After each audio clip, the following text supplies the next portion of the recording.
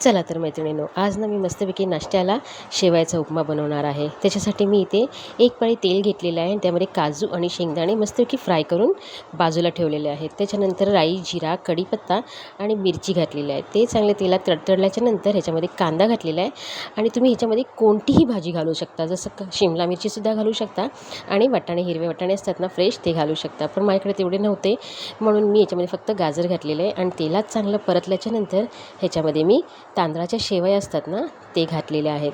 तांदळाच्या शेवया मी टाकल्याच्या नंतर चांगलं परतून घेतलं आहे आणि एकदम फक्त शेवया भिजतील ना एवढंच पाणी घातलेलं आहे। नंतर मी ह्याच्यामध्ये किंचितच मीठ घातलं आहे, कारण का शेवया जेव्हा बनलेली असते ना त्याच्यामध्ये थोडंसं मीठ घातलेलं असतं। 5-7 मिनिटांना झाकण मारून शेवया सगळी शिजवून घ्यायची आहे। त्याच्यानंतर मग तळलेले शेंगदाणे आणि काजू आहेत ना ते घालायचे आणि कोथिंबीर घालायची। मस्तपैकी गरमागरम प्लेटमध्ये शेवयाचा उपमा काढल्याच्या नंतर त्याच्यावरती ना इच्छेनुसार ओलं खोबरं आणि कोथिंबीर घालायची। ही जर रेसिपी तुम्हाला आवडली असेल तर लाईक, शेअर, सबस्क्राईब